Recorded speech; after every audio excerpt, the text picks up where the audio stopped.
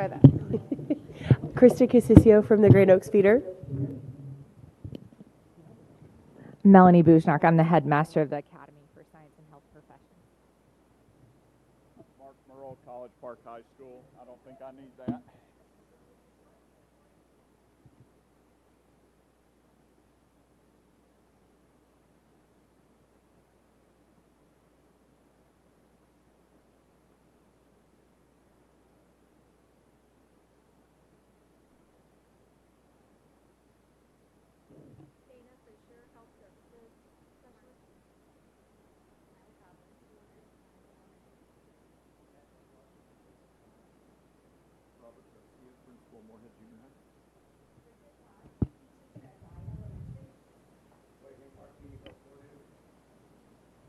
Brent Maddox, Woodlands High School parent.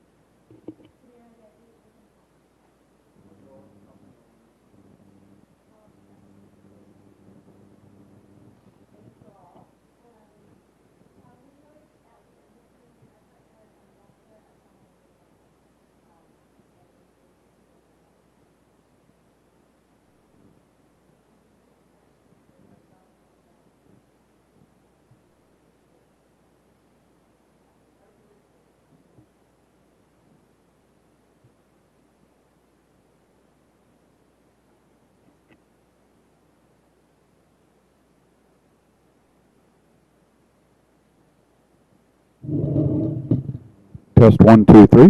Test. Okay, great. Do we want that one?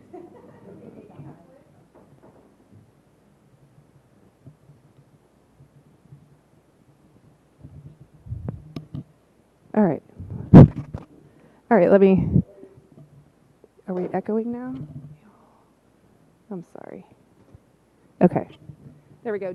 I just wanted you guys to know, as Dr. Spear mentioned, Dr. Knoll has had Dr. Upshaw shift some of her priorities. For those of you that don't know, she orders all of the, what we call FF&E, which are all the instructional materials, all of the furniture, all of the, for any campus that we open, technology, all of those pieces. So as you know, we open multiple campuses a year. We have 2 coming up.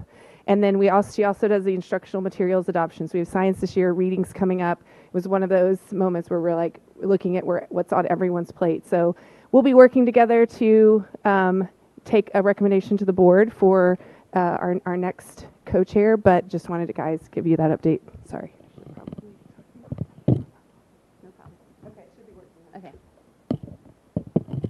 All right. The next agenda item is to consider approval of the minutes. If everyone was available, everyone should have had an opportunity to read the minutes. They were attached to the email. May I have a motion to approve the minutes? Okay. Is there a second? Huh? Mr. Blakelock.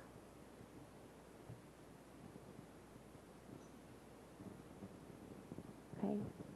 And then any discussion on the minutes?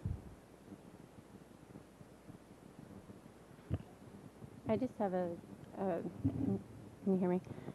I just have is this one working? I don't feel like this is working either. It doesn't sound like it. Mr. Lowe, I thought, did you? Oh, I thought you said I'll second. No? No one seconded? Oh, okay. Well, we need a second on the minutes and then we can open for discussion. I'll second. Okay. Sorry. Are we good for discussion? Yes, we're good for discussion. Okay. Thank you. I'm still not sure if this is picking up. It doesn't sound like it's... but in any case, I only just had a small comment on the minutes. Under the part where we were talking about mental health, it talked about the mental health subcommittee splitting into... It used the word splitting into subcommittee groups. So I think that could be confusing. So there's still one subcommittee, which is mental health, and then we just separated into by work topics. Instead of the word subcommittee, maybe use something like separated by work topic or separated into subgroups, work groups, something like that would be fine.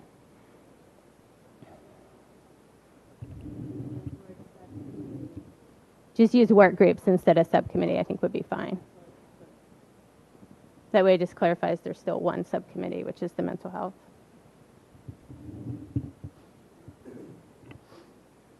Okay. Any other feedback? Okay. So everyone in favor of the minutes with the proposed change from Ms. Kersey, raise your hand.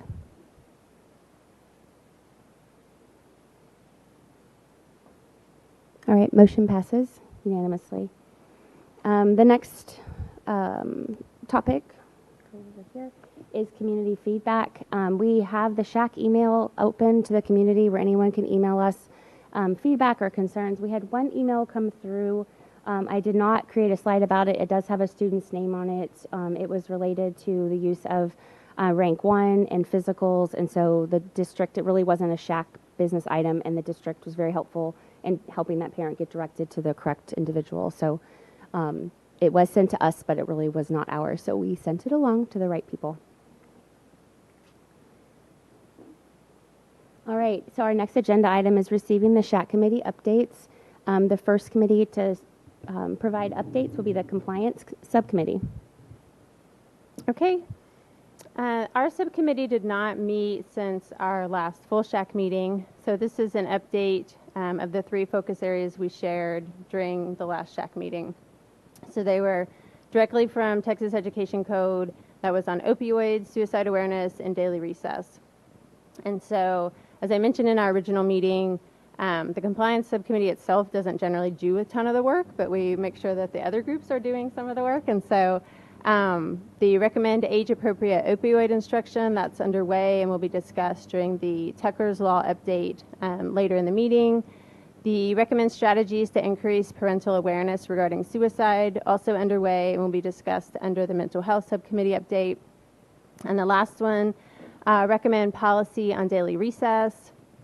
The data was requested in January to Mr. Haymark. This was requesting the daily recess time, so essentially how much time is scheduled every day on our campuses for each K through 8th campus. And Mr. Haymark got back to us this week saying the data is being collected and will be provided in June for our review and consideration. And the idea here is that there are recommendations on what the daily recess should be for kiddos, and so this is something that's specified directly in Texas Education Code, and so as far as I know, SHAC has not considered this topic, certainly not in recent years, and so that's the objective of this one. So more to come on this one. We also talked about last meeting vaping, so that was another goal of our subcommittee. I didn't put an update here that hasn't really went anywhere just yet, but it is underway, so more to come on that topic as well. That's all. All right. Next up is membership. Okay, that one's also mine. So the membership subcommittee did meet. We had one meeting since our last full SHAC meeting, and we reviewed the process, the membership selection process from last year that was approved by SHAC.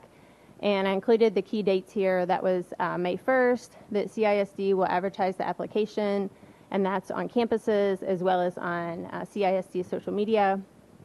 And then application, the window is May 1st to June 30th for anyone interested. And then beginning July 1st, our membership subcommittee gets together and determines what vacancies there are, what needs to be filled. And then we start reviewing applications and ultimately make our selection and present that to the board for consideration. So the idea, we thought, we did the electronic application last year. That seemed to work well for folks. We got good feedback on that, so we plan to use the same. It's much easier to review the data than the paper formats that were used previously.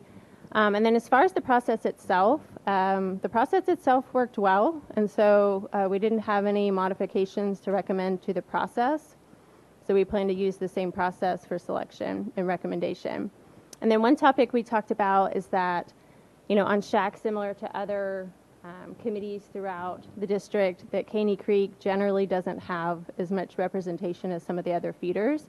And so we thought to encourage participation and to raise awareness that we would send the application directly to the folks in the Caney Creek feeder, principals, PTOs, where we may have contacts, just to help encourage folks to know that we exist and hopefully submit an application. So we also discussed that the membership subcommittee oversees attendance.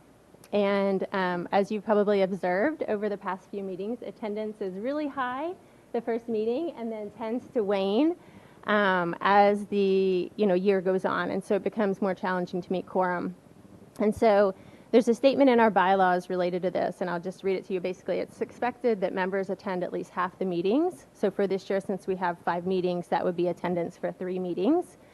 If folks do not meet these attendance expectations, then membership status may be reviewed by the membership subcommittee. And the idea here is that, we need an active SHAC and we need participation. So if folks, we understand circumstances change, and if you can't come, that's okay. But SHAC shouldn't be limited in what it can do, just because folks aren't able to make the meetings. And so we plan to utilize the same approach as necessary to make sure we meet quorum. Hasn't been an issue yet, so we'll, just keep that on our plate as necessary. Thank you. And just a little reminder, all of the committees are open at any time. You can come and go. Those of us that have been active on several of them, we know we have things that people have things that come up in their lives, and that keep your time, take your time, and you have to, come and go as you please. So if there's something that you're hearing about tonight, you're like, oh, I really want to be involved in that, please jump in. And don't worry for the subcommittee work, because that's really where the heart of the work gets done. We will take any time you're willing to donate to us, donate to the work groups. That'd be great. Okay? All right. Moving right along. Our mental health subcommittee has been really busy. Lots of work groups with lots of output to share today. So we're pretty excited about these updates. Okay. So first up is the bullying work group. Our group has met 4 times since our last SHAC meeting. We've been really busy to provide address closed loop communication concerns as it pertains to anxiety of students that have been bullied or experienced a bullying act in the families, and just the appearance that potentially there could be some improvement on communicating with the parties involved so everyone understands what's happening, what's going on. So I'm going to share that with you. Where our group started was with the policy FFI. This is our current district bullying investigation process. And so there's a series of questions that the administration asks when they're investigating a reported bullying incident to see if it qualifies for bullying. And then as they work through the algorithm, unless all the boxes in the middle are yes, they divert to the no column, which seems obvious to say, but that piece in and of itself actually drove us to our first recommendation that I'll get to in a second. But I just wanted you to be aware that the thought process for addressing how to improve communication after a bullying event stemmed from this policy, and so it's collaborative with what is already happening in our district. So the last 2 boxes on this policy, so I don't think this has a pointer, maybe it does? Okay.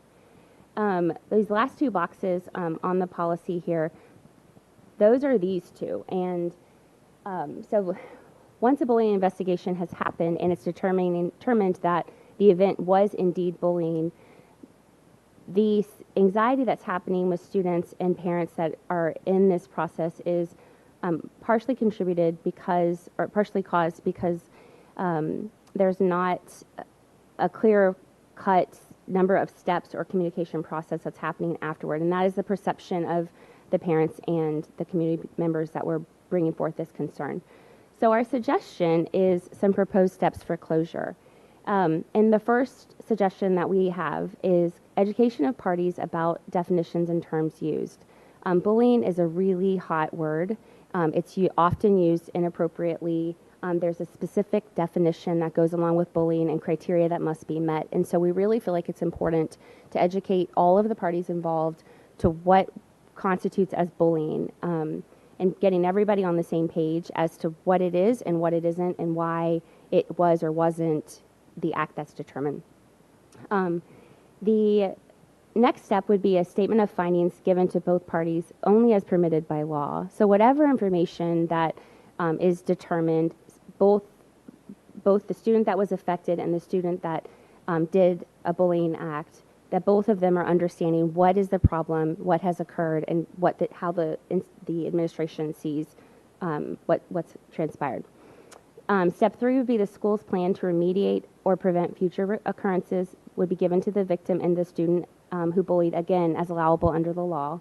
Appropriate teachers or admins are notified of ongoing precautions and remediations. A flagging system to address lack of continuity when students change campuses. and that's the stay away form or the other modality. And when we brought this from our work group to the full mental health subcommittee, Dr. Morrell shared some really, really amazing information that I was hoping he would share again. You want to, sorry. Part of Yeah. this, and it goes even beyond bullying, it goes with just simple, some harassment or two kids that just can't get along, that we implemented last spring about this time, and stay away agreement is electronic. And what that does is allow you to communicate effectively. Thank you. Okay, for those online. It allows you to communicate effectively with all parties involved. And the way it works is if you have two students that are having trouble with each other or you have a bullying situation, you're allowed to go ahead and initiate the process, which then notifies staff members, the teachers of those kids, as well as the administrators and counselors while you're processing the whole situation. And then once you submit it, it goes to the parents that are involved and gives them the necessary information like Dr. Spear was talking about. So everybody is aware of what's going on. So it's hitting all the teachers that both students have. It's hitting all the administrators, the counselors, and the people that would be supervising those kids. At the same time, it's looking at where those kids are in their day and their schedule. So it will automatically tell you or highlight if students have classes in common. Plus, the administrator can look if it's at as they move up in grades and they're transitioning on their own from class to class. You can look at it and see what possible paths they may cross during the day. So you can try to reduce or eliminate that, consider a schedule change, or whatever's necessary. Obviously, there's some features that are more for the older kids than the younger kids, but all of it still works the same way for the younger kids to give the administrator and the parents all the information that they need. Isn't that amazing? I thought that was really great. Okay, and then after step 5, part 6 is the parents of the students are notified of who has been contacted to ensure risk of future events are reduced as maximally as possible. So, the school would come to me and say, Bryce, your daughter's teacher, her math teacher, her science teacher, all these teachers are aware, so that I understand who knows, who doesn't know, and that way it helps me feel more relaxed, and then I can tell my child, these teachers know, they're looking out for you, these are safe, it's safe to talk to these adults about this, so it doesn't become a school-wide event. It's still kept as private as possible with respecting all of the protected information. And then to make sure that the campus principal, in the event that they would not know about what is happening, which I don't think is common at all, but just to make sure that the campus principal knows that all of these steps have happened so that they have really, the buck stops there, they understand, they're able to vouch for their staff and just really are that last piece restoring, control and assurances to the parents and the staff and the students. So those are the proposed steps for closure. We are really excited because Dr. Taylor's group reached out to us, the bullying work group, to collaborate with them on these proposed steps of closure. So we're going to talk with their group. They are working on some very similar topics, and so she and I have been emailing back and forth to set a time to meet to go over these. And so we wanted to share with you where the output had been, where we are headed, and the collaboration that's happening with Dr. Taylor's department on this topic. And also open it up for feedback or corrections or thoughts to make sure everyone is able to share what they're thinking. So, anybody have anything to say?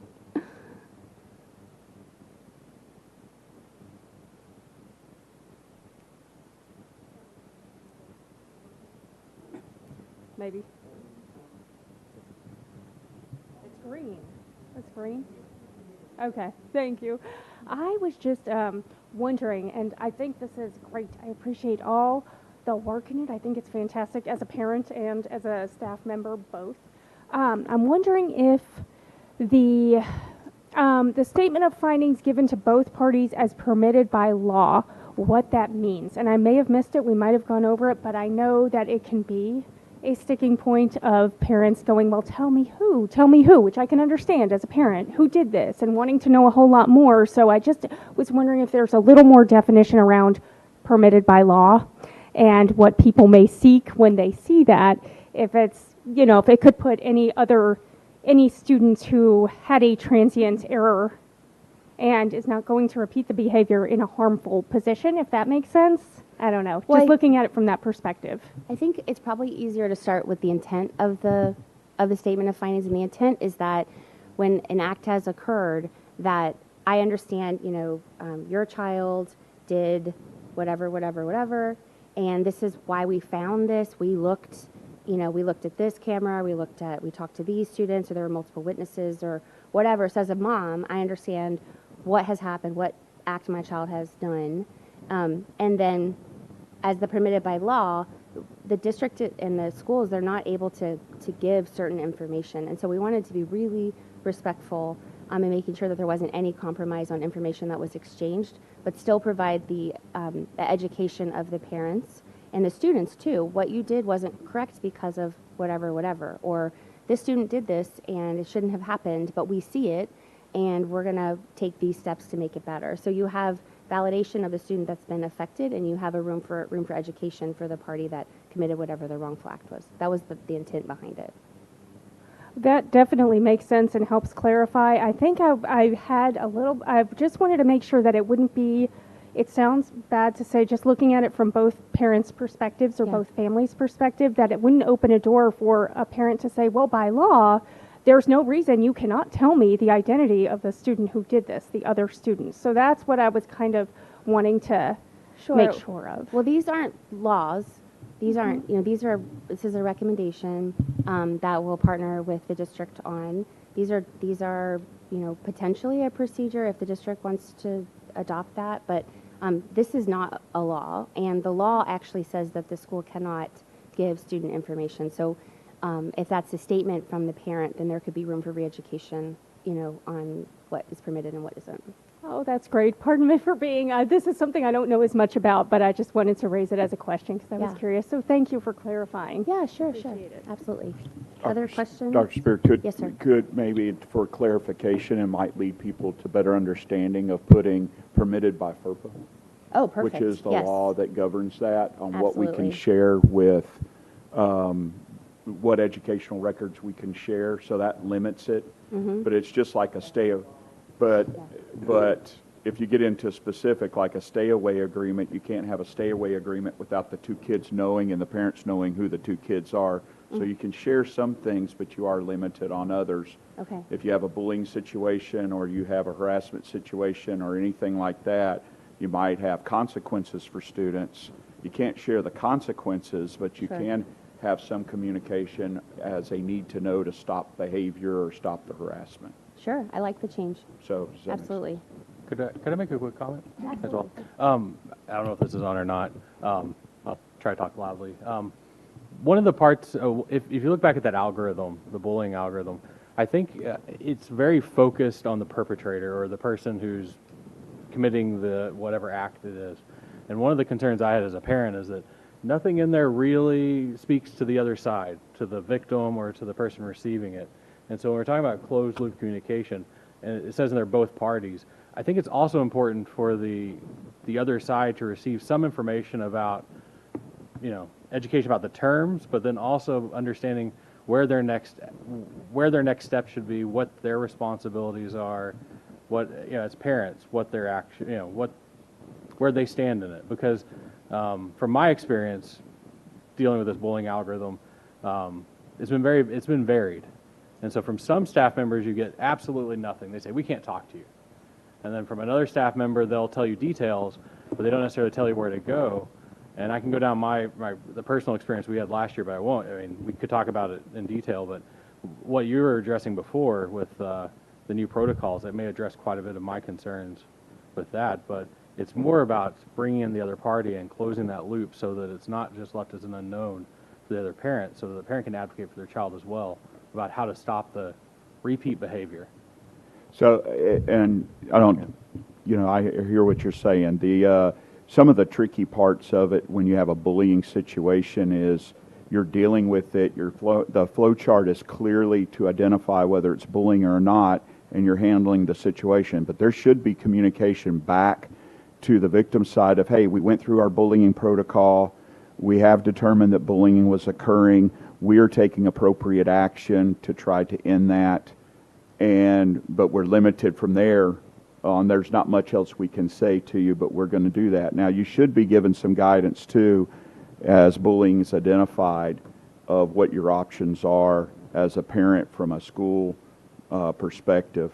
But that's also where the stay-away agreement comes into, because if I have a bullying situation, I'm going to do a stay-away agreement as well to try to prevent those two kids coming into contact with each other. The tricky part of a stay-away agreement that rubs the victim side a little bit raw is because when you're doing a stay-away agreement, you have to have the same conversation with both kids. Both of you cannot go up to each other, talk to each other, communicate with each other in any way using electronic means or any other process. And sometimes, why is my kid being penalized because they did nothing wrong, but they can't go up to that other student and put them at risk either, so, and get them in trouble. So it has to go both ways. But then there's some communication that they're talking about in this subcommittee of that stay-away agreement kind of covers a lot of that communication automatically, makes it easy. But there should be a lot of phone conversation going on as well. And I really like what you're saying. I think that early on you said should be, and several times should be. And I think that's kind of the point of going at it. We should make that, instead of should be, it's part of policy. You know, it's part of the algorithm. Because, I agree, it should be. Yeah, you know, some of that it is being everybody handling things exactly the same with 70-something schools, and all the administrators can't guarantee everything's going to be handled just right. And some are going to be a lot more cautious in information because they don't want to share too much. I'm the old guy on the block, and so I've done it once or twice. So a lot easier for me to deal with it than a brand new assistant principal or brand new principal in the building. But hopefully through processes, they're learning, they're developing their skills and their knowledge, and also seeking help from other experienced administrators. I think that's a very good point too. You don't also tie the administrator's hands that you have to. Right, because and all the situations are so different, and how you handle it and what you do. It's like we talked the other day of, do you remove, if the two kids have a class together, do you remove them from the class, one of them from the class or not? It depends. Yeah. There's not a hard, fast rule. And so you have to use best judgment and what's in the best interest of both kids in that situation to look at.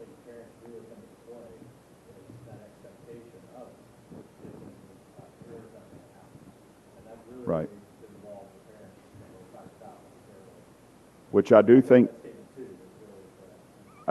with the bullying process and then the stay-away agreement helps facilitate some more consistency through the process, so you feel like you have more information. You have more information. Don't feel like it. You have more information than you probably did when it was a paper document. You never really get to see a whole lot, and you're told, yes, it was bullying, but we have it taken care of, and you kind of go, well, do you not? And even though we did the same process, we get it. That's why we went to the electronic portion. You're seeing a result of that and what the plan is. So hopefully that helps a lot of it. And then it's getting that used and consistency. It's been out there for a year on our campus. It has not been out there for a year for the whole district. It's been out there for 7 months, from August to now. So a little bit different for everybody. But we got to pilot and test it and get it all working. So this is relatively a new program? It is. Well, it was developed last spring. Okay. I mean, because personally, I mean, Well, as we're talking about this, I have a kid that's graduated from Conroe High School 10 years ago now, but there was a bullying incident that we were never informed of. And the only way my wife and I found out about it is my kid didn't tell me. Was years later, one of his friends, he grew up, who's now an adult, came up and asked, how did that ever get resolved, that bullying thing? It was like, What? So let me clarify on that. The electronic version of the stay away agreement was implemented last year. We had a paper version of the stay away agreement that has happened for years. I don't even know how long that it was developed and put into place, but it was all paper. And so paper shuffling, and did everybody in the world that needed to know get notified? That became a little bit of a challenge. That's why the electronic version was done. The parents were communicated with and all of that. Now, 10 years, 12 years ago, it wasn't there, and I don't know if we were, there were incidences that happened, but also bullying wasn't at the forefront of everybody's mind, or a topic that was really being addressed at a high end at that time, 10, 12 years ago. Does that make sense? So it's not relatively new. Just the electronic portion is. We've been dealing with bullying and resolving that and using some of the same strategies that we've had that have been successful for a long period of time. I mean, I addressed bullying a long time ago, 20-something years ago, and we still dealt with it. It's just dealt with a little bit differently and a lot more formal. All right, thank you. Sure.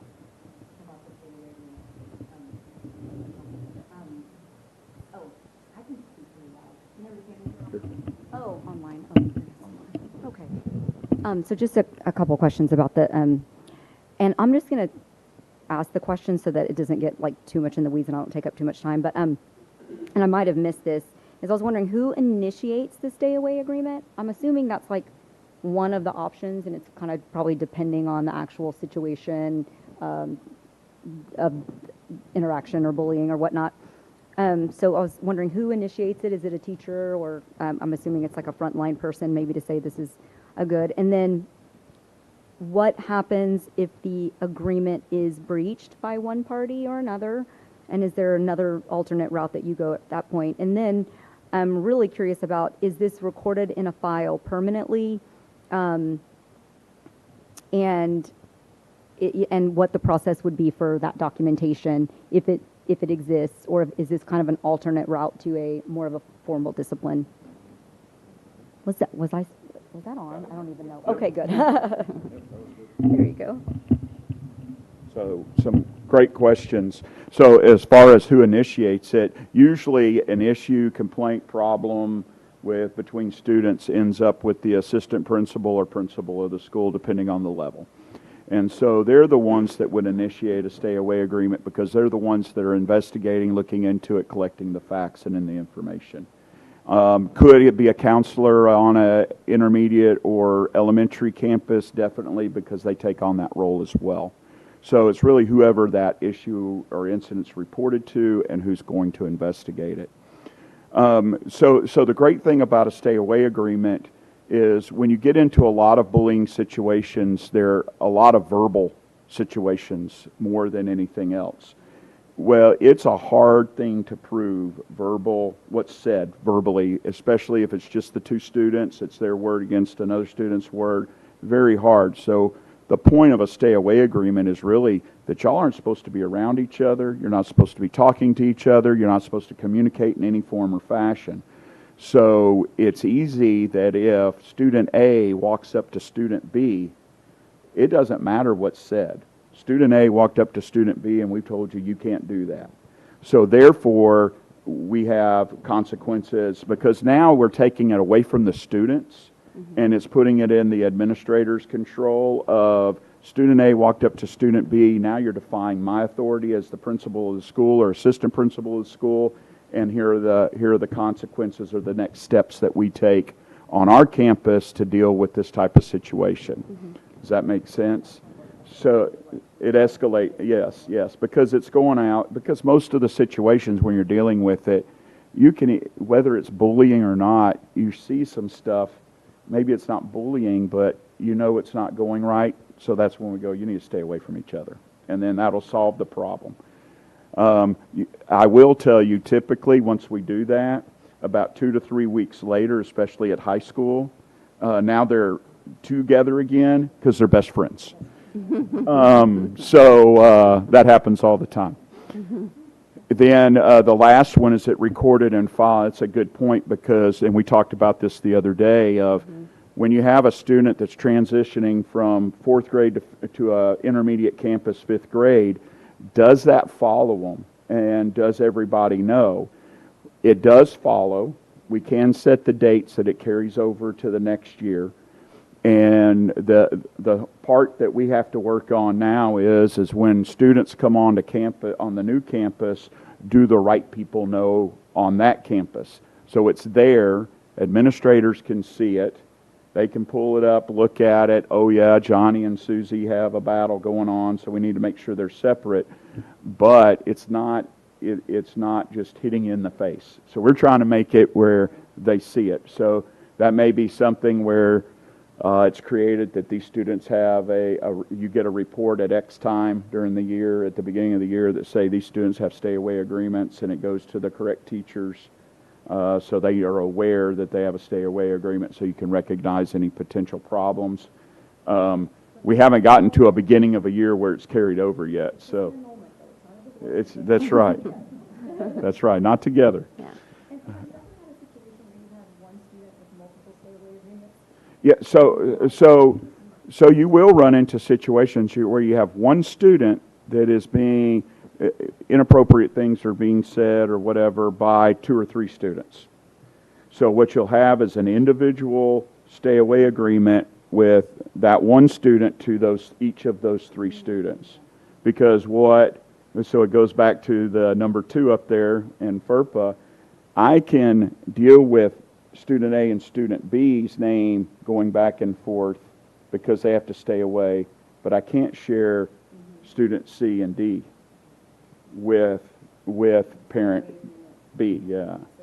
So you have to be careful you're not putting multiple names in there and all of that. So you have to separate it so you create as many as you need.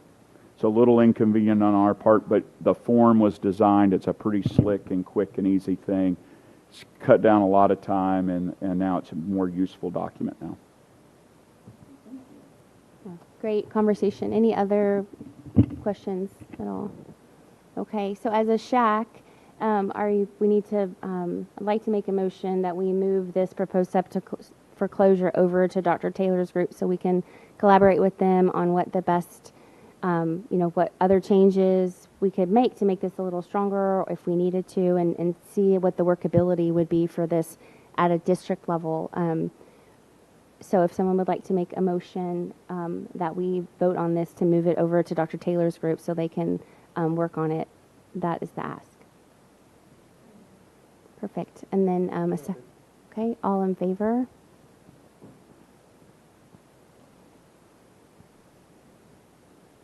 All right, so that motion passes unanimously. And we have a date, Dr. Taylor. All right. There's two, I'll move very quickly on these other two things just for an awareness. We are working on language barriers for student anxiety with Conroe ISD campuses. So we're working on a proposal. It's not ready yet to come out of the mental health subcommittee, but that is another project that is ongoing, but it's not ready to be shared with the SHAC. We still have to work through some more nuances of it, but it's more of a situational awareness announcement. All right, so the Girls Academic Success Group.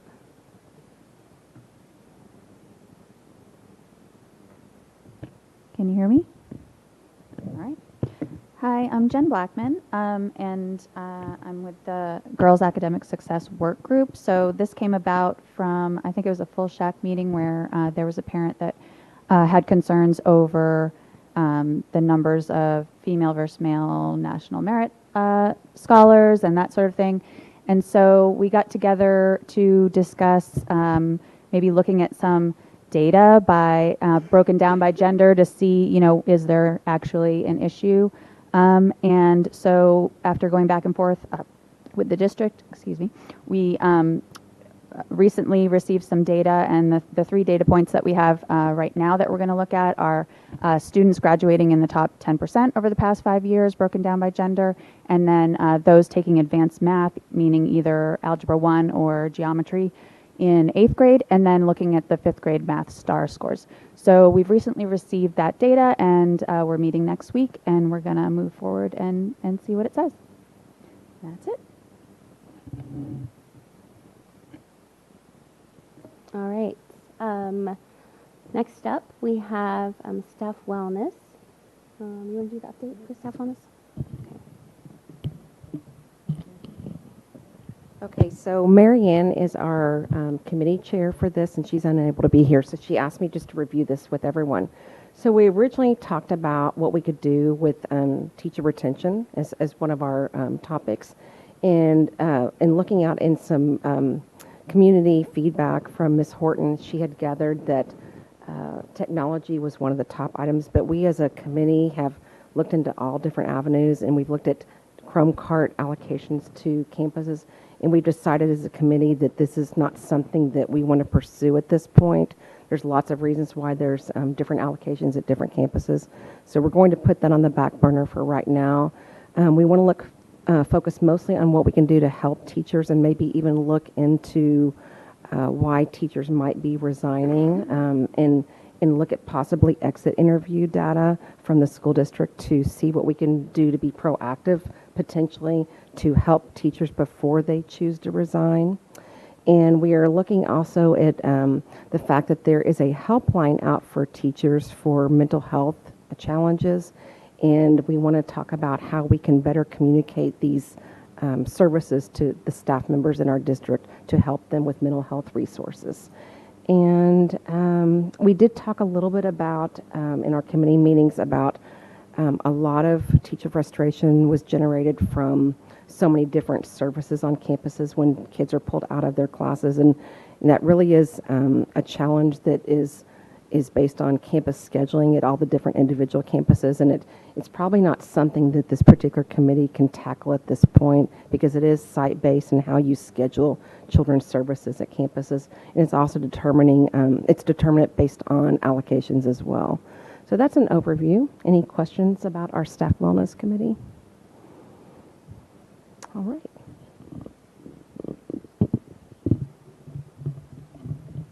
I do have one thing to add. I was contacted by one of the principals after some of the Chrome card data was shared at the recent board meeting on Tuesday. And I asked for anything that she wanted me to share with you guys. And so what she thought was really important, given the data that was shared, she said, regarding Chromebooks, the number of Chromebooks that are listed on the district's TIP website represent the total number of devices on campuses. Please know that a lot of these are outdated, not working, or broken. We work hard to get these fixed with the budget we have. Also, some of the Chromebooks may be working but may not support the current software requirements needed for certain programs. Most importantly, it's important that the SHAC understands that campuses are not always unequal to others when it comes to Chromebook use. Between York and McCullough, we both have about the same number of working devices. We have about 2,000 students on campus, but we only test STAR with about 800 to 900 at a time. It's false information to say that we have more working computers than numbers of students. And so I wanted to make sure that we were sharing the principal's side of the data that was given to the SHAC because I think when the data came through the SHAC, we assumed wrongly that all of those Chromebooks were working, and that's not the case. But it does actually support the frustration that the teachers feel, which was the whole reason why we asked for the data in the first place, is that the Chromebooks are an issue. But I think that this is a really important viewpoint, and so I wanted to share this with you guys as a group. Okay. All right. Next up, we have the Family Changes group.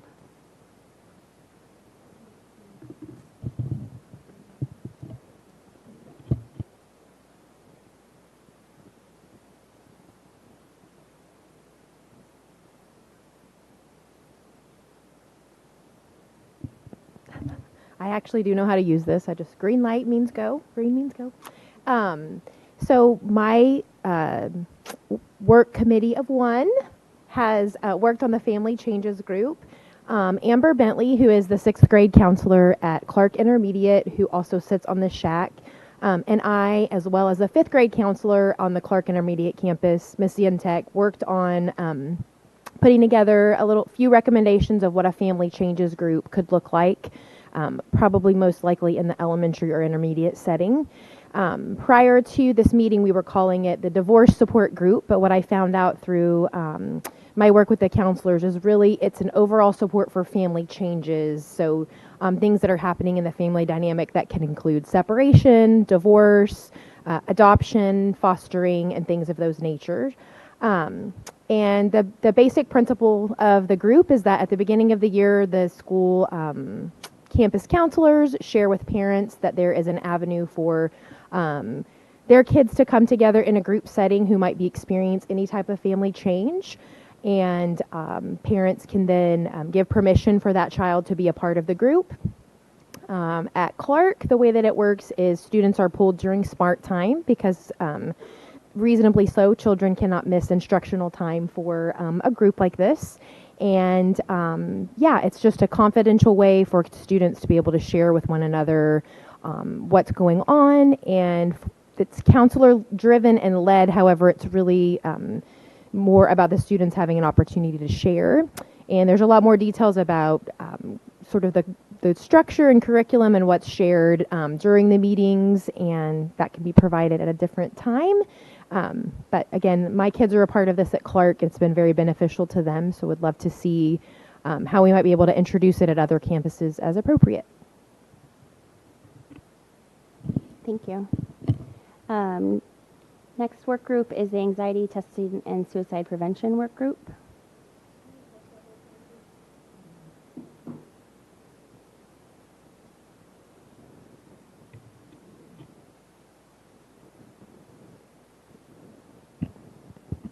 All right. Lindsay Taylor was going to present this today from our subcommittee group or from our work group, but she is at another district event and so was unable to come to the SHAC meeting. So she asked me to present it. So there are kind of a few things that we've been working on. You know, this group focused on things directly from Texas Education Code, and so making recommendations for the SHAC to make recommendations to prevent mental health concerns as well as increase parental awareness related to suicide. And so those were kind of our missions. And so to meet these Texas Education Code expectations, we created a mental health toolkit that was provided to you guys on Friday with the materials for today. And so I will be briefly going through it today, but you have it in your inbox as well if you choose to go into more detail. That will be utilized in May for Mental Health Awareness Month. And then our work group agreed to create a similar toolkit for September for suicide prevention and awareness. And so for anxiety, we namely talked about anxiety related to STAR and to testing anxiety. One of the things that we learned is that STAR performance is no longer tied to promotion, at least for 5th and 3rd grades. Maybe you all will know if it's tied to any promotions. Just to clarify that point, we only discussed the 3rd and 5th grade STARs during our meeting. So Lindsay volunteered to work with the campus counselors to provide resources prior to STAR to help students and staff just give reminders on how to alleviate stress leading up to and then during the testing. And then reiterating, for students that these results are not tied to promotion, and that will hopefully as well alleviate some anxiety. So those are the 3 things. Any questions on these points before we move into the toolkit itself? Yeah, good. So, specifically mentioning the testing, the STAR testing, and how it's related to anxiety or whatnot. Was there data that you collected that showed that there's around testing time that there seems to be a spike or increased spike, or is it just? She'll speak to that. If you go into some of these groups on Facebook, they talk about their children constantly during this time and what's happening, like headaches, like fevers, like just, even though it's not tied, like they know it's not tied to promotion, but it still causes them numerous amounts of stress and even anxiety. And in the case of, students with special needs, that's even more so. I have a child with special needs and I opt him out, but I was told I couldn't, but that's a whole nother story. But of course I do anyway. And if I didn't, it would definitely cause him major anxiety. And now that it's on the computer only, it kind of takes Right. away from students' accommodations even. And I actually teach a class called Observation and Assessments, and I do a discussion on standardized tests. And there's kids in Texas that had these tests like 5, 10 years ago, and they're still talking about how much anxiety it gave them. Like in the discussion, I have not had one student, maybe one, that had anything positive to say about these tests. Right. No, I don't, like, I completely agree. I think it's, obviously it's tied to their stress. Yeah. You definitely can't opt your kid out, but, just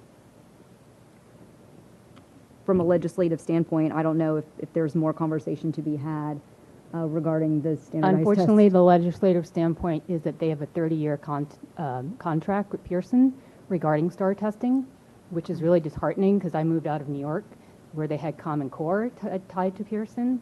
Okay. And I came here, and to me, it just seems like it's another Common Core test. The only difference is it's not tied to promotion.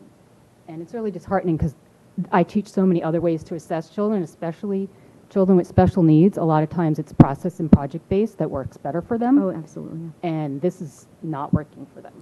Do you know when that contract started by chance, since you looked into that? I don't, but I would like to have it broken, in my Awesome. personal opinion, but Well, that's a whole nother thing. I would love to look into that. Yeah, for you. great.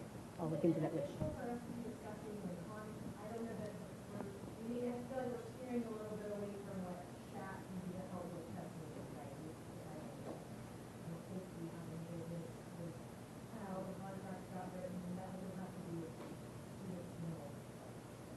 It does in the way that, like, why are we working with a company that causes all these problems and issues, and when there's so many different ways to assess children? Like, why is it one size fits all? We don't have control over Right. that Oh, no, I know. process. Well, I know we don't. This committee's Obviously, we don't have control of that, but it's tied to it. I just had a question. I just don't think it should be the focus of this meeting in particular. I just had a question, and maybe I guess the administration can answer this. I thought promotion, from what I've heard, and this is hearsay, that for some of the grades, it's like certain grades, it is tied to promotion. Is STAR testing ever tied to promotion in the district? Oh, it's heavy. on record here. Make sure online hears us. Nice and loud. So it used to be, but that was removed. The only STAR tests that now impact a student would be the end-of-course exams taken in high school for graduation purposes. But there's different rules. They don't have to pass every single one, but they do have to pass a certain number before it can go to an individual graduation committee.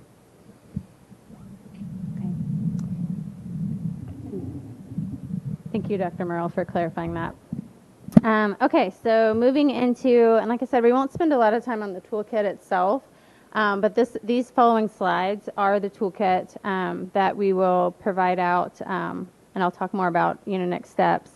The idea is that hopefully this makes it easier for campuses that, we're already participating in Mental Health Awareness Month for May, and so the idea is to put all the resources in one spot. And so instead of trying to go out and find things for the newsletter or find social media posts, it's all in one spot at one link. And so the idea is that these materials will supplement what the campuses already have available as resources for them. And one thing to note, this is not an exhaustive list. As we talked about in our work group, this is something that will be always evolving because there's more information that comes out, there's more resources. So this is definitely not an exhaustive list. If you have other things to consider, I know Lindsay has asked for those, so please feel free to share those with our group, and we can certainly add those in. So this is not something that's one and done. So moving forward, the next couple slides, and I won't read these, but the idea here is just to share some facts with the campuses that they can put in their newsletters. My understanding is that principals send out newsletters, some counselors send out newsletters, and so this is something that they can put in a little blurb of like, did you know, and put a couple facts as they send out their materials in May to help raise parent awareness. Okay, moving forward. Lindsay had some really good social media posts that the district has already been using, so we added to those.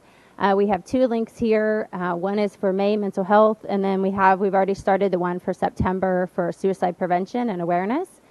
We've also included flyers. I read things when I see them. I think a lot of people are like that. And so even though it may not be material that you're necessarily thinking you want to read, if you're in the bathroom and there's something, you know, on the wall, you're probably going to read it. You know, if you're walking down the hallway, it kind of catches your attention. And so we included 3 different types of flyers that campuses can print out and hang in high traffic areas. We included flyers for parents. The idea here is specifically tied back to Texas Education Code in terms of raising awareness on suicide, in particular warning signs, risk factors, protective factors, things like that, to help with parental awareness. And then also for students, you know, school student flyers as well as school staff flyers as far as how to talk to youth about mental health. I understand that's already one that some campuses are using, which is great. Moving on. Another expectation in Texas Education Code is to help with parental awareness regarding community resources. And so what you'll see here, campuses already have these from what my experience, but this is kind of a one-stop shop. So you see a couple of like local and national resources as well as CISD specific resources related to mental health and suicide. And then we also included some local speakers. Some campuses are already engaging these folks, but this is here if campuses are interested in having folks come on campus and talk to their students. And so I spoke specifically with the First Lady here, Adriana, from the American Foundation for Suicide Prevention.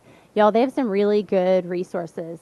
They have talks for 6th through 8th grade as well as 9th through 12th, and they're called It's Real. And it's really just an overview of mental health and what students can, just an education on what mental health is, why it's important, and then when you should seek help. And so I really recommend, I really liked their materials, and so did Lindsay, I believe. And then we had a couple other, there's also some other resources that show local speakers. And not to be left out, we have some resources here for elementary and intermediate because some of the topics are pretty heavy on some of these other slides. And so this is really introducing this concept of like, you know, check on your friends, right? See if they're okay. Some of these kind of entry level, you know, what does mental health for an elementary student look like? And so it has Gizmo the dog, super cute dog, and kind of follows him on, you know, this mental health journey. And so I really like those. I know some campuses are already using them as well. And so, you know, that in a nutshell is the toolkit. Campuses, you know, the campuses are encouraged to utilize this resource as part of, you know, raising awareness during May. Assuming there's no concerns with this toolkit, the next steps is Lindsay will be sending this out here shortly so that campuses can prepare. Sending it out to the campus counselors as well as campus principals. And certainly, like I said before, this is not an exhaustive list. This is meant to supplement what campuses are already utilizing. And what we would ask is that campuses please consider using, you know, age-appropriate facts from this for their audience and their communication tools. And please have a goal of 2 social media posts during May, and then putting flyers up where they see appropriate, you know, like I said, in high traffic areas. And of course, additional steps above and beyond this are certainly welcome if campuses are interested, but that's not necessarily an expectation. So any questions on the toolkit? I'm really happy with how it turned out. I think there's a lot of work that went into it. Lindsay did a great job kind of CISDing everything that we would give her. And so I think, you know, hopefully campuses see this as something that's useful and makes their life easier and still, you know, helps everyone meet the goal of raising awareness. Yep. Just a quick question. What was the, I forget the terminology, but basically the mandate? What has the state asked us to do regarding suicide and suicide prevention? What was the exact? So if we go back to the first slide, I believe I have the nomenclature on here. Okay, so I'll just read it to you. So this is specific to SHAC. Now the district has other expectations from Tucker's Law that we'll talk about in a little bit. So this is for SHAC, to clarify. So for SHAC, for Texas Education Code 28004, we are to make recommendations to prevent mental health concerns, including suicide, as well as make recommendations to increase parental awareness on suicide risk factors and warning signs and available community resources. So I think that's reflected in our toolkit, that mission that, you know, we were asked to do through TEC. But this is not, someone else may be able to speak to that, but this is not limited. There's other things the district, you know, is expected to do. At a minimum, Tucker's Law is the one that comes to mind. and forgive me for not just kind of being totally in the loop. This is a topic that's very near and dear to my heart. It's actually why I live in Montgomery County, or how I ended up out here. So there is another portion of this, because what I see here, I guess this is not an inclusive package. What does the district offer? What is the district putting forth so that students, so that we can help prevent suicide? I mean, so this is, what I'm hearing is this is a portion of what the district offers. Is that accurate? So this is not a requirement. So this is a tool that SHAC is going to basically hand over to district folks, guidance counselors, and principals, and they can utilize it as they choose. So there is no obligation to utilize anything in here. It is very optional, obviously encouraged and hoping they do, but that is not an expectation that we can put on them. My understanding from Lindsay is that the district does participate in May Mental Health Awareness Month, but that looks different at every campus, and it's up to the campus foundations teams what that looks like. But the district will be better positioned to answer what additional resources they're utilizing. I can't speak to that. Is there anybody here that can speak to that? I mean, what are the additional resources? Dr. Taylor, do you want to? Here you go. Great question, Jesse. Wherever you would like. Taylor, here.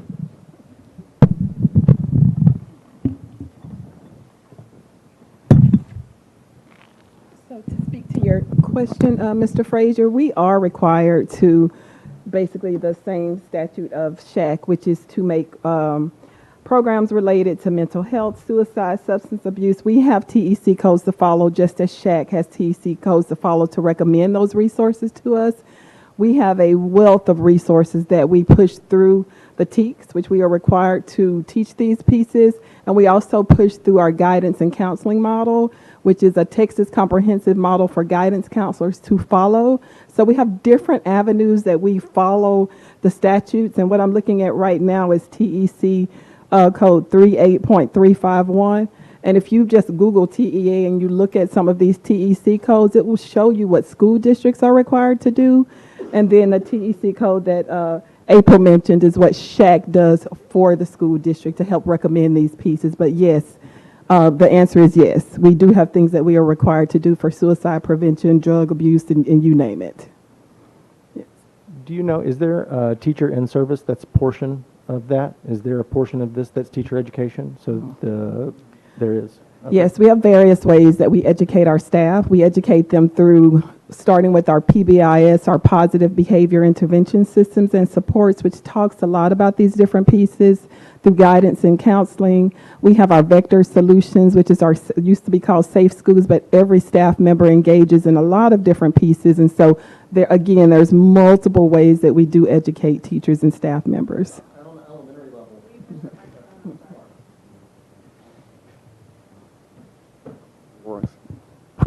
Okay, but on the elementary level, we, at the beginning of the year, it's required every time we meet, for us at least an hour, sometimes it's longer than that, in regards to suicide education for our staff specifically, and addressing that with our staff, both in the prevention of it, but also this acknowledging and what steps we take in regards to it down at the elementary level for sure.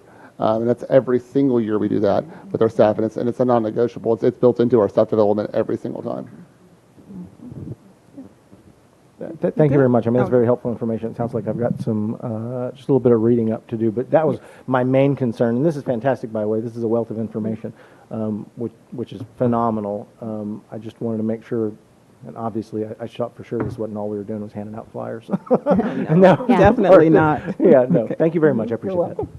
And if other people have additional resources you'd like to add to the toolkit, it can be as big as we would like. This definitely meets our requirement to make the recommendation by no minimum way. But if you have other places, other groups, any people who want to come on campus or volunteer services, that would all be something at campus level, but just giving it in one place where everyone can access the information is really the key for this.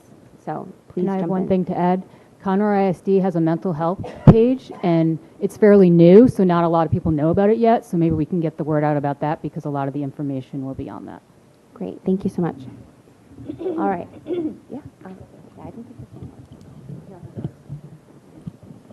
I think that one of the biggest things that's happened this year is our district is sending us little small posts that we can put on social media that gives tips to parents, really quick information and factual information. And so I think that's, at least from my perspective, from parents that have told me, that's been very helpful because it links to resources or gives you a QR code for more information if you want it. But those quick little, social media posts have been very helpful. And we get those through our principal updates from our assistant superintendents. So those should be going out from every campus. And Lindsay, to that point, Lindsay on the social media post, if we go back up to, there we go, where you'll see the May mental health. It is an entire Word document, and it's exactly what you're talking about, where it has a photo that you can attach with like maybe a couple of sentences, a couple of hashtags, and then a resource. And so I think they're very powerful. And so these are just the ones focused on mental health, but I know Lindsay had mentioned that the district is trying to put together a bullying toolkit and kind of a similar one-stop shop on this topic, because pretty much every month is something, right, that we're trying to raise awareness on. And so I think this seems like the model that the district is going to, is trying to have a one-stop shop where people can go and just pick out what works for their campus, for their age, audience, things like that. So we know it's vetted, it's research-based. Yes. It's factual information. You're cleared to share it. A snippet of information. It's good. Yeah. Yeah, and this is all, like I said, those are directly from Lindsay. Okay, so if there's not any objections, the next steps here are to, as I mentioned before, for Lindsay to share this for distribution throughout the district through via principals as well as guidance counselors, so they can prepare because May will be here before we know it. Any concerns with doing that? Okay. Very good. All done. All right. The alternative and supplemental health curriculum subcommittee has not met this entire year. There's not action for this group. This was a pop-up from last year. There's nothing to report. Physical activity and fitness. Okay, thank you so much. The Physical Activity and Fitness Committee met recently, and I must say it is a very welcoming group. Should anyone be thinking of that you might want to participate or be more involved. We reviewed a list of about 50 current activities, programs, and best practices available to all campuses across Conroe ISD. It's pretty extensive, so we just kind of narrowed down our top kind of topics that we discussed. Specific topics were benefits of the active start that are on many elementary and intermediate campuses, the access and community involvement of activities and facilities, the variety of programs available to all campuses as needed, including but not limited to drum fit, bowling, skating, pickleball, etc., and the establishment of pre-athletics in 6th grade and crossover events such as soccer and football tournaments. Specific topics discussed as some of the parents' request was to elaborate the need and concern for proper nutrition education for all students, not just athletes. The importance of AED training for all students is an option. Many campuses introduce it in their class and scope and sequence. A class size was mentioned as kind of a concern addressed with the assigned staff to student ratio. The requests from some parents for basic first aid to be taught to students addressed as TEAC specific per grade level. And many requests were covered throughout the campuses depending on TEAC's staff and grade level. That's kind of important to note that there are so many programs and activities that are available, but it also depends on the campus and how the campus is set up and the needs, and sometimes those needs ebb and flow. And kind of last, as a personal volunteer for myself, it's my opinion that based on the programs that are continually to evolve, the PE Health Department is active and truly focused on overall well-being of students, staff, and community of Conroe ISD. Does anyone want to add or have any questions or elaborate? I have a quick question on the Active Start. I know we had great experience with Active Start. My son in elementary school wanted to go early on those days every week. It was a big deal. We didn't miss. And so, but I know some campuses stopped doing that for a period of time, I think after COVID when things resumed.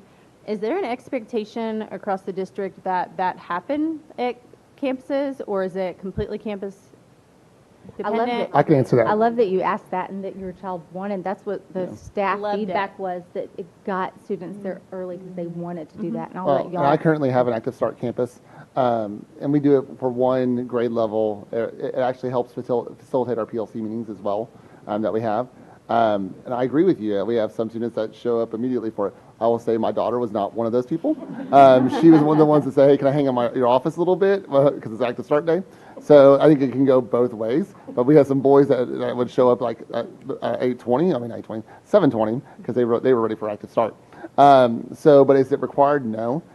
We use it as a tool for us, one, to let those kids get moving. But for us, there's no way we can do it for every child at that time because we don't have the staff to support it. But we can do it for every grade level. And we see the benefit for it is that it kind of hits two needs for us. But every campus addresses those type of things in a different way. So that is not something, because it's really technically not in their instructional time.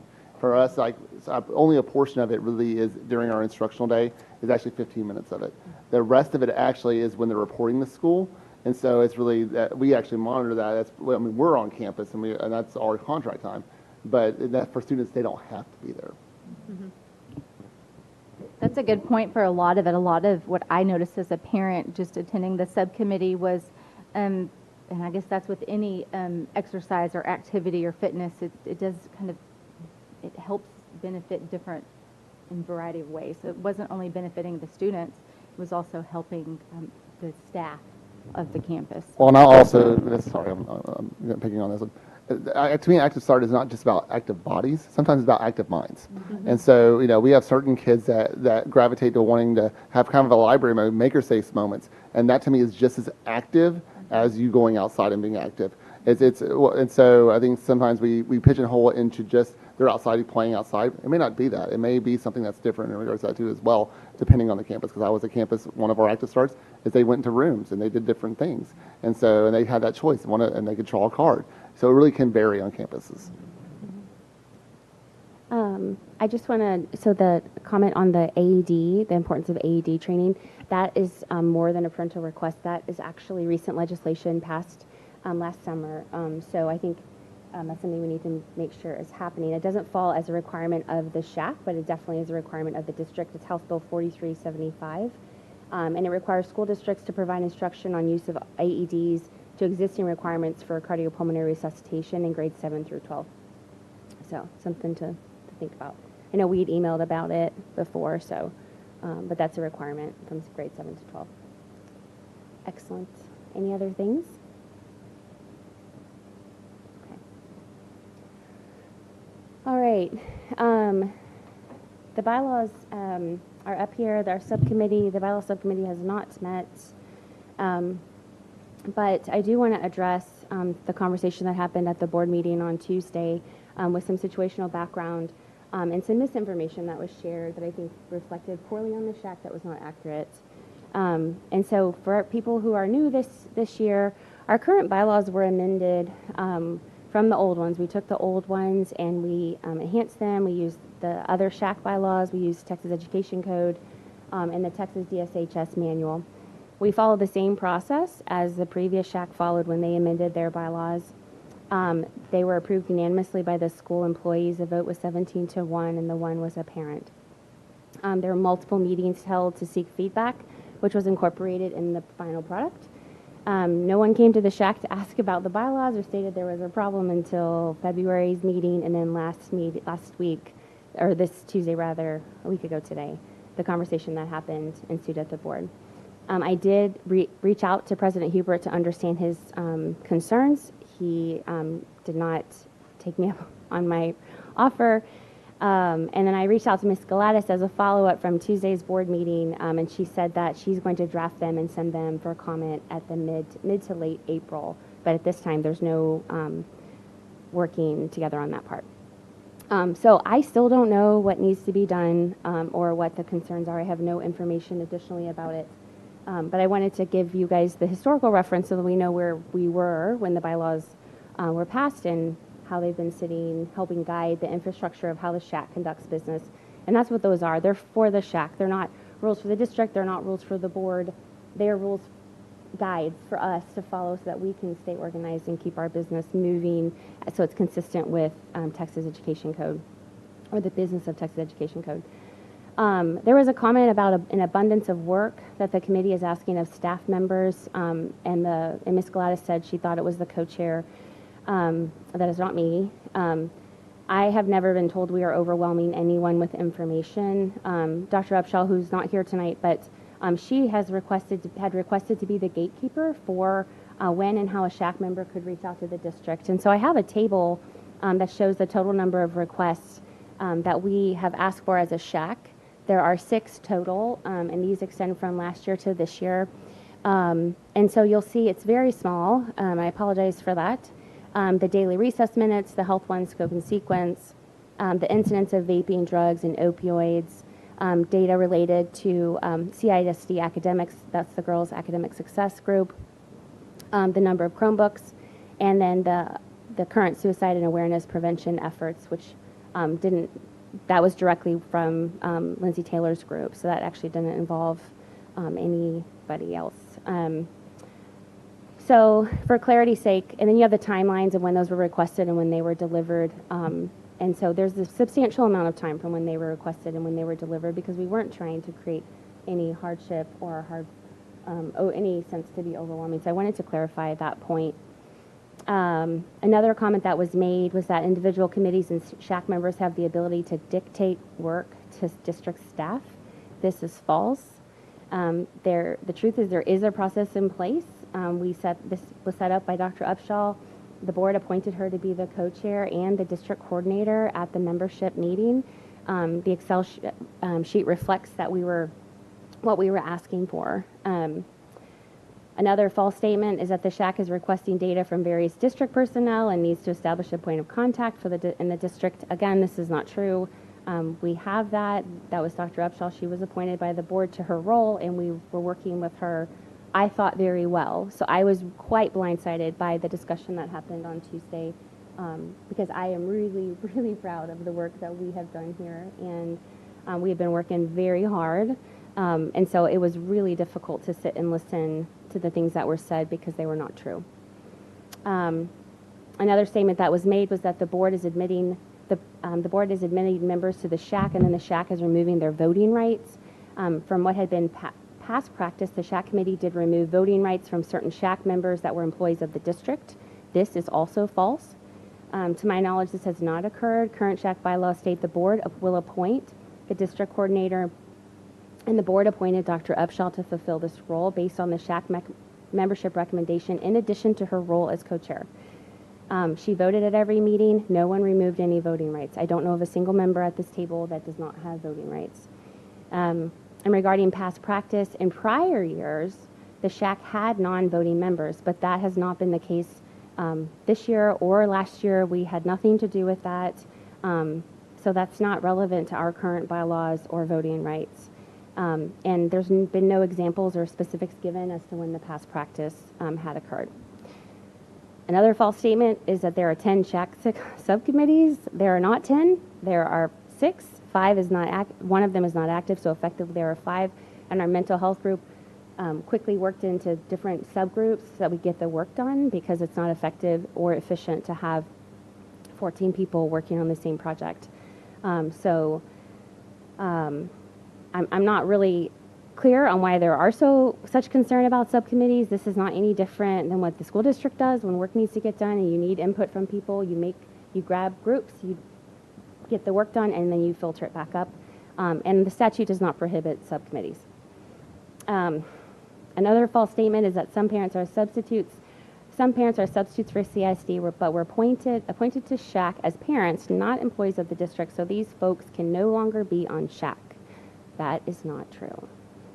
TEC says the majority of members must be persons who are parents of students enrolled in the district and who are not employed by the district.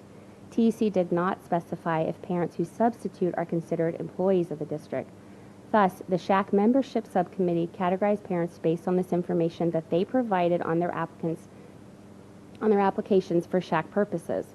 If the board wishes to categorize these SHAC members as district, it's very simple. We just update the membership roster and they will continue to serve. This is the same recategorization process that Dr. Upshaw used when she reviewed CISD student records to confirm parent members had a student or students currently enrolled in the roster in the district, and the roster was updated accordingly. So I wanted to share all of those because those things are statements that I think looked poorly on the shack and were not true. And this is the truth behind it. I'm happy to take emails or questions or calls about it, but it was really bothersome to sit and listen to conversation that I did not contribute information to. I did not, was not able to be asked about. I tried to reach out to help understand what was going on. And so I thought it was really important that we set the record straight. Any questions? Yes, sir.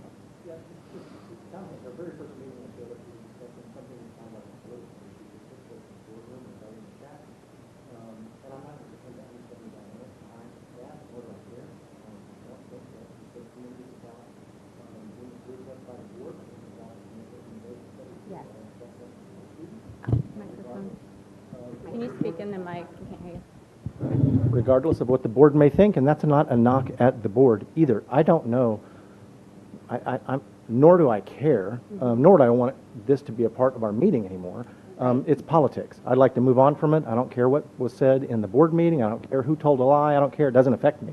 My job is to make recommendations that I feel are best for the board to look at. They can choose to look at that board, look at those recommendations, and do whatever they want with them. We have no power. We can ask questions, right? Our job is just your job.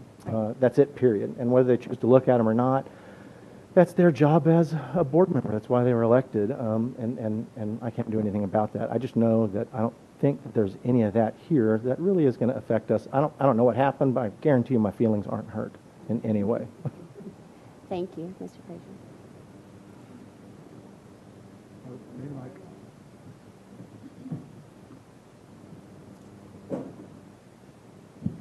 Okay, slow on the mic, sorry. Related to the information request, because I wondered about that. I know they're all supposed to go through Dr. Upshaw, right? And what I don't know is if they all were, not by any deliberate act, but maybe in some of the subcommittee conversations, things were mentioned perhaps, and so that happened. Is there a way should we be ensuring that they're all going through that central point, or are we already doing that? Like if something comes up in a subcommittee discussion, go, okay, that's great, I'll ask Dr. Upshaw about that, or something like that, or?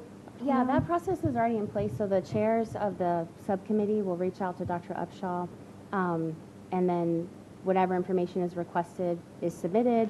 Some of the requests were very kind, and the feedback was like, this is a lot of information, could you revise? I mean, with the academic success, can you revise it so it's less? This could be really time consuming. And the requester was like, oh yeah, we didn't realize that. Absolutely.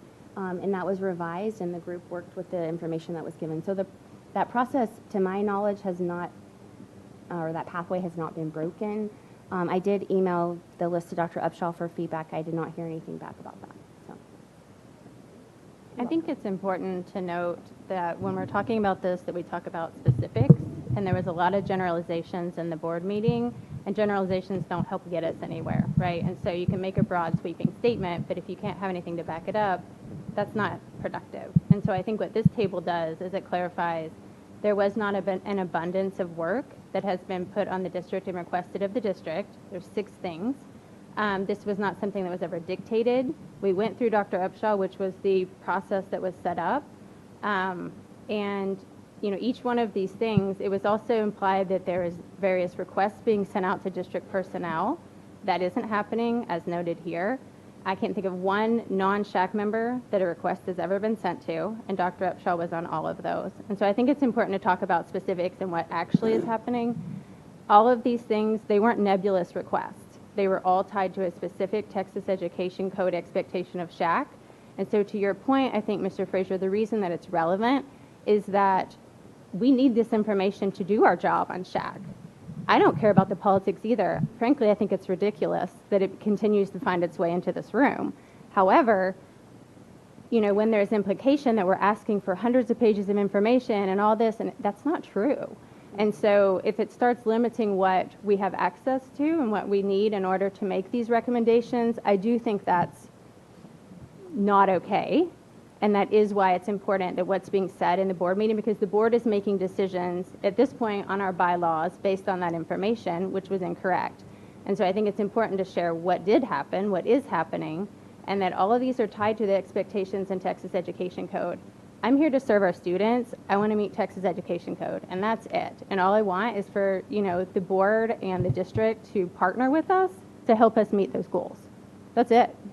And unfortunately, that has not happened in many cases, and I don't understand that relationship, but it's very one-sided.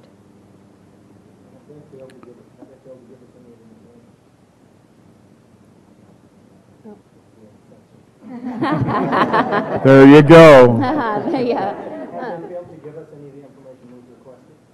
With the exception of the first point, which we haven't received yet, it's underway. So that's not fair to say they failed. I wouldn't characterize it that way. We have not received the PE minutes. They've been requested, they're underway. So I would say to what Bryce said before, I think the relationship with Dr. Upshaw has been working very well. So I was very caught off guard when there's this implication that SHAC is, asking the district to spend oodles and oodles of hours on these requests, and therefore we need to rein that in and not utilize the district resources to meet SHAC objectives. I don't understand that. I don't think we've asked for a lot. If we have, in the cases that the district did feel like it was a lot, they came back to us and said, hey, that's a lot. There was a discussion, and then it was agreed upon what was going to be provided. So I think this has been working really well. So I fail to see the problem. But I think based on the discussion that happened in the board meeting, there is a concern about what information will be provided going forward, and that's where I So it sounds like there's a person here that is a point of contact for the board that is somehow managed by the board, has to answer to the board, works for the district. Who is that person? Dr. Upshaw. That's who has and so been Dr. communicating Upshaw is to the not board, hired. and So we've Dr. Upshaw is an employee, is paid to do a job here at SHAC and then communicate that information to the board. She has been appointed to be our district liaison to the board and to the district for SHAC, yes. I mean, she has a regular job too, right? Right. But yes, that is what she has been appointed to do. Right? Yes. That's her position. So out of all of us that are here, I definitely want to know what you have to say. That is the person that is responsible to the board, correct? No, I wouldn't say that. She's our contact into the district to provide information and resources that the SHAC needs to do its business. Okay. So the co-chairs are responsible to reporting and our recommendations from the SHAC to the board. That's a shared responsibility between our two co-chairs. Okay. So my understanding from the meeting and in what was said by Ms. Galatis is that at least some, if not all, of the information that was provided to the board related to these requests and the information flow was from Dr. Upshaw. That was stated in the meeting. Well, I can't speak to that. I do want to hear what you have to say because I'm going to quit talking because really this really feels like even doubling down on more politics. I just don't care. I don't want to talk about them. I don't want to talk about the board. They don't call me. I don't answer to them. I don't even know if they have the right to kick me off. I have no idea. I don't care. I have a voice. I have important things to say, and I have great perspective. And I have a job to do here, and it would be a shame for me to spend much more time talking about this because I would have never known had I not shown up. And again, I will state, I just don't care. My feelings aren't hurt. They can make whatever accusations they want. And since I'm not the person that's the point of contact with the board, whoever that is needs to deal with that. But it doesn't need to be part of using my time because me managing that dysfunction and that politics is not why I'm here. I agree with you fully. I don't think that should be part of this business at all. Anything anybody had to say. Only me expressing. I did not show up here to be political. I showed up here to help people, and I'm being forced to participate in politics. And I detest it. I don't want it. I think most people here would agree with Just real quick, too, on the information requests, and I haven't looked at what was specifically requested by SHAC and how that helps, but I do know the more specific and detailed of what information is being looked for or what you need does help tremendously. So if some generic things come through or I just want to know this, sometimes it's a lot more cumbersome to get down to. So it does take more detail and information, and that's helpful. As far as this, and I kind of go with Mr. Frazier a little bit on this, is things happen, things are said at board meetings and all of that, And to me, if there's an issue or a problem that anybody has on this committee with something that's said at a board meeting to address that, there's an appropriate process in place to address that outside of this committee.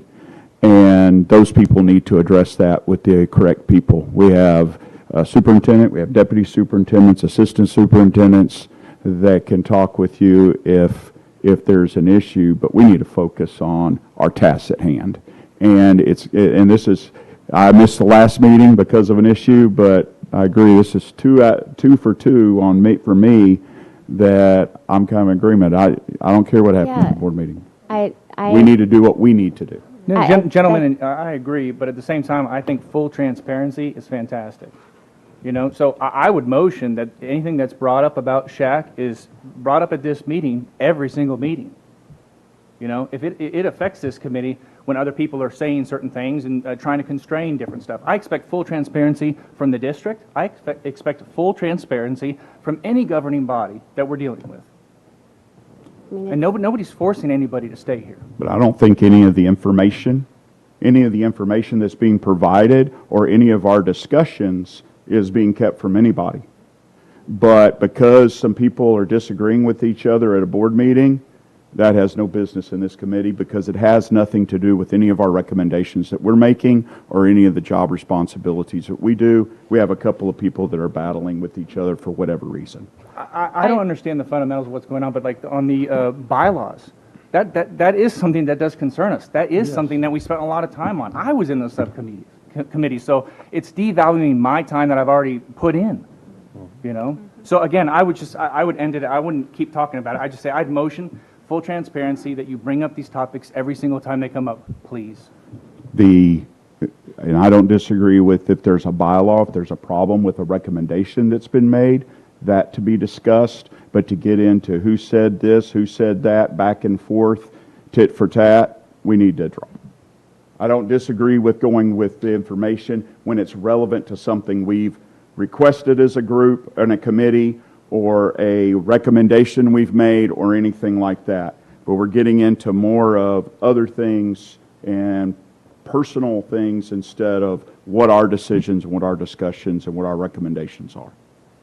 So let me ask you then, Dr. Morrell, when information about the SHAC is shared publicly in a board meeting that is false in a way that smears the SHAC as if we've been doing work and reduces our credibility with the community and with the board, do you not think that information needs to be addressed? Depends on what's said and in the process. It's just like the bylaws. I haven't looked at the bylaws in detail. I have them. You sent them to me when I made that request a while ago, and I appreciate that.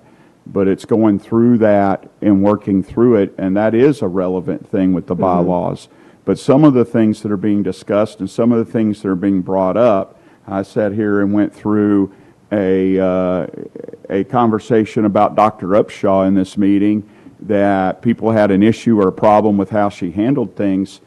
She works for somebody, and there's a process to deal with that if she's saying stuff that's false or inappropriate or anything like that. Just like there's a process for principals and there's a process for teachers and all of that to deal with those issues. Deal with it through that manner. We shouldn't be spending time when people have a problem with what people are saying out there right now.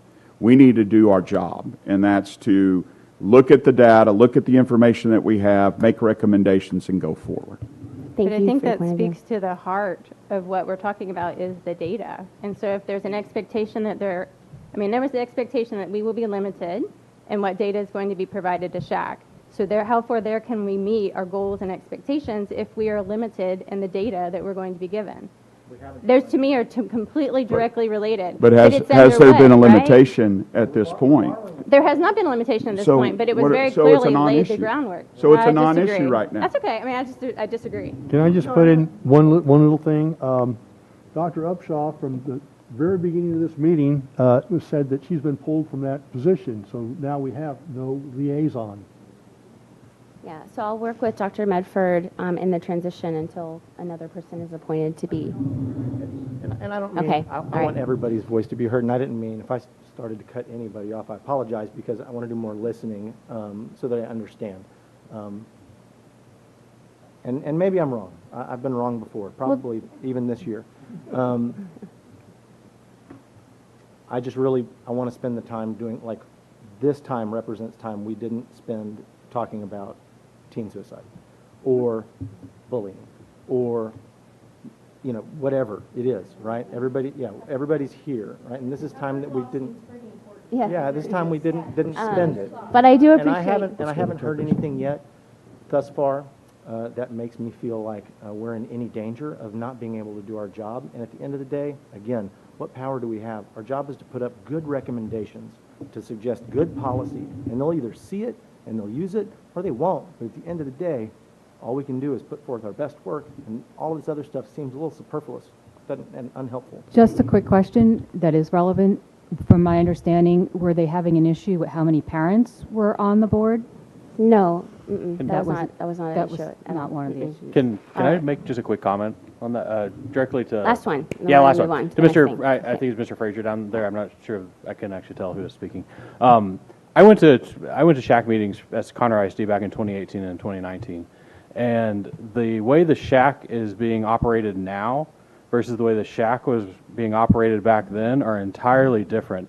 And go directly to the point of what he was saying is, can we do the job that we're supposed to be doing here? If you look back at the 2018, 2019 SHAC meetings, there were presentations where people were given information. That was it. There was no parent feedback. There was no parent involvement. It was literally somebody coming in, giving a presentation, people clapping, and then walking out of the room, saying, oh, we've solved the problem. That's entirely different than what the new bylaws, you know, and the new way this committee has been run for the last year and a half, 2 years. It's parents being involved, parents being on committees, things coming up between staff and parents and working together, staff and parents, to come to a solution to some issues that were brought up. The prior SHACs were not that. The prior SHACs were information conduits from people within the district, out of the district, giving information. And they weren't, and the agendas were not set by parents. The agendas were not inputted by, there was no input by parents. It was simply topics that people wanted to discuss and bring them up in meetings. You just came to this room or the room nearby and you're just given information. It's an entirely different concept. And the point of the SHAC is for what's happening in the last, I don't even have to give words to it. It's what we've been doing in the last meetings and the subcommittee meetings. It's solutions being brought for the benefit of the students. And that is not what we had before. And my one simple question to April and to Bryce and to the staff, the other staff here, is has anybody brought a specific issue up with the bylaws or with what the SHAC is doing and said this is wrong or this is not something we should be doing or this is an issue? And where does it involve the student? I mean, where does it involve the student's well-being that we're tasked with looking at? Yeah, I mean, no, the short answer is no. Yeah, So, that's, I mean, yeah. yeah. We're going to move on to the next topic.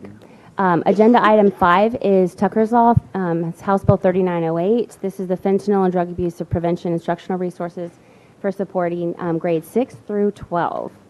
All right, Wade, you are up. Okay, Tucker's Law. Is this one on?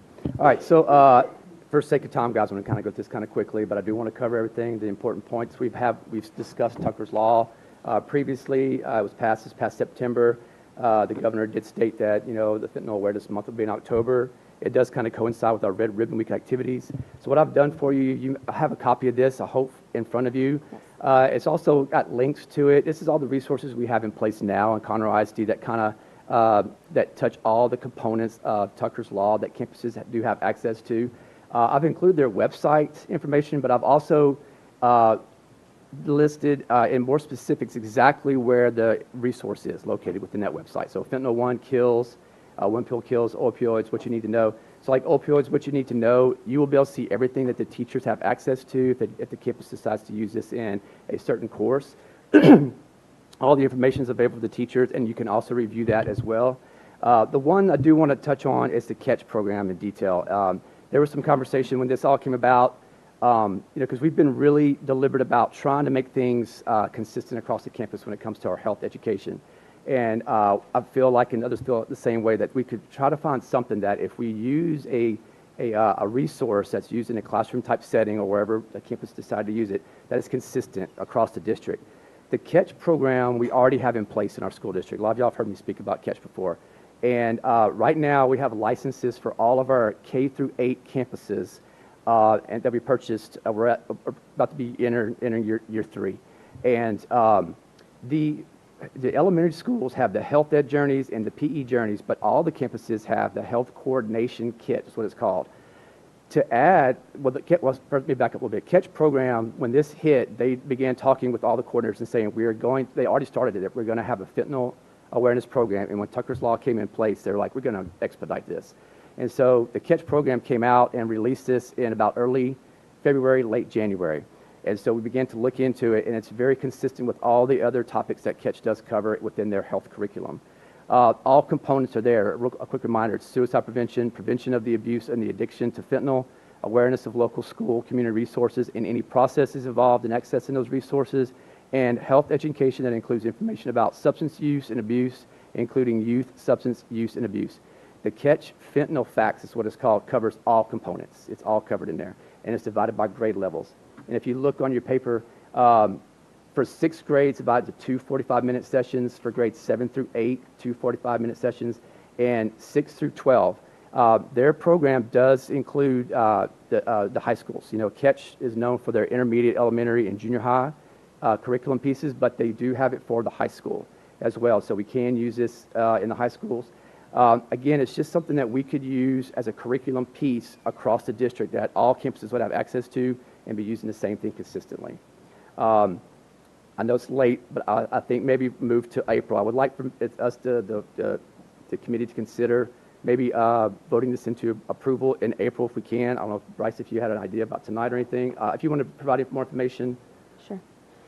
Yeah, so when Dr. Upshaw sent this over, I think I'm going to skip ahead 2 slides, so I think that will help with framing for us to understand what our task is at hand. So the next step from the district to be compliant with 3908, there's a survey that was sent out from campus leadership to determine what's currently happening on CISD campuses, and then determine the district has a responsibility, not the SHAC, to determine district-wide education or instructional plan for research-based instructions on topics listed in House Bill 3908.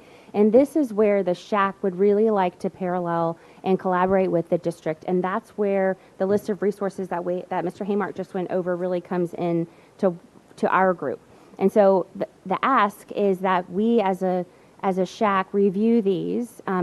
This fits appropriately in the compliance subcommittee, so we can schedule a meeting, multiple ways for people to give feedback. But if you guys would take a sincere look at the resources that the district has available to them, so we can make a recommendation as a SHAC to determine these pieces. This is what we're required to do versus are required to do in 3908. So this is the House bill that was passed in July. It was implemented in September. And so the SHAC has to make appropriate grade level and curriculum or recommendation for grade level and curriculum instruction regarding the dangers of opioids, specifically with Part A, where it talks about including addiction to and abuse of opioids, synthetic opioids such as fentanyl. And so the district, via Mr. Haymark and the Teaching and Learning Department, are bringing to us the instructional resources they are using for us to review these and come back in an expeditious manner, hopefully in April, so we can vote on these after we've reviewed them and make sure that we're all good to go with this recommendation. Okay? Dr. Spear, Yes, do you know which committee is kind of heading this out? I think this would fall under compliance, because I know when I met with a couple of us met with Dr. Upshaw to talk specifically about 3908 to figure out how do we work together with this, because it's such a critical piece of information and directly impacts the livelihood of our students with their risk for fentanyl and synthetic opioid exposure. I think it best falls under the compliance, just to look at it and see, do these meet the requirements of it? I don't think it falls into the committee that's not been meeting. That's what was more designed for health, the different, not drugs. So I think that compliance would be the best one for this to go to, unless someone has different. We discussed it in the first compliance subcommittee meeting that we had, and we had agreed to look at this when we were ready. So okay. The reason I'm asking is because I spent some time on a PDF, the entire presentation that Catch has, everything they have. So if you guys need that when you do meet, please let me know. I can get that to you because it's all completely done. Yeah, Dr. Upshaw sent us a link prior to a meeting to look at that. The link wasn't working in terms of access. I think she's fixed that. Okay. So that may be even, and then you don't have to spend more time on it, just linking linking it for people to jump on and take a look. But, and I just want to reiterate the positives of the Catch program. The district employees are already trained on how to access this information, so there's not a learning curve in regarding how to use the program, how to teach students on it. It's something that they're already familiar with. It's already been paid for, so there's not an additional cost for it. I don't know about this supplement if it's not, but this is already well embedded into our district, so this would not at all be any kind of life-altering recommendation on us. And so I just wanted to, for everyone to have appropriate framing on, we wouldn't be recreating the wheel to support these things for that when you look at it, okay? I just will say, there will be an additional cost because to purchase, you have to go to what's called their Health Ed Journeys program. Okay. It would just be an application that we would add to the campuses, their current license. And also how the licenses work is because when each campus has one, whenever campus decide how to roll it out, multiple teachers can use the same login information for each campus. They don't charge you for every single one you use. Lots of benefits, lots of benefits. Is it typical in the curriculum to have like methods of administering an opioid antagonist? Like what grade is learning that? Or because it's saying that, is it saying like, are we going to determine if that has to be included or is it already? I'd have to reference the TEKS. How the TEKS are written for each grade level is how the program is designed. Okay. I believe the TEC requirement is high school. I believe, yeah. High school. But yeah, when I said the exact same thing, I was like, not because they're how to administer antagonist. Currently, it's 6 through 12 currently. Yeah. That's where the SHAC, so if you look at the top line, the SHAC to determine the appropriate grade levels and curriculum. So that is really, you know, when we put back this to the district saying, we think this is appropriate for these grades, that's to both of your points, right? Like the third grader, probably not appropriate. And then I'm not sure about the curriculum yet for administering an opioid antagonist, but I'm sure it is here too. So Yeah, this is strictly 6 through 12. We haven't discussed anything lower than 6 through 12. Okay, perfect. So these are for 6 through 12. But even for mental health substance use professional that advises on specifically this. I mean, I understand it's already part of the system, and so it would be easy, and I'm sure it's been vetted. I'm just wondering what substance use professional helped or assisted in vetting this process? These recommendations. Do we have one? I know. Mr. I can't see your name. It's hey, Marcus. So far from here, it sounds like you've done a wealth of work on this. As far as specifics, as a member of the Catch program, I'm not sure who that would be. We've had them in district for a while. These guys are saying Lindsay Taylor. Or for a district contact, yes. So Lindsay Taylor is on SHAC, so we work with her regularly, but they're saying she's the one who would be engaged in this process, and she's a CISD mental health specialist. Yeah, and Lindsay's reviewed this with me as well. Okay. So I would just say, like, if they, I mean, I can help because I have experience. So I think the appropriateness of grade levels and then because these are kind of heavy topics, maybe not for high school because I think they need exposure, but 6 through 8, I mean, I don't know. So I think filtering the appropriateness and exposure is going to be important. And I'll review what is in there. I don't know what it is, but determining that is So maybe for key. this one, so we have the compliance subcommittee, but it sounds like there may be some more interest from you guys who aren't necessarily on the subcommittee. So maybe we send out a Google form that just tests who wants to be involved in that over the next month before we bring it back to full SHAC. And if there's folks who want to join that and have interest in working on developing the actual curriculum before it's brought back, happy to have your help. Yeah, because I think it not only focuses on the Tucker's Law, but it ties to mental health and a bunch of other things. So There's a lot of overlap. There's a lot of overlap, actually. So I think it's relevant. We would love your help.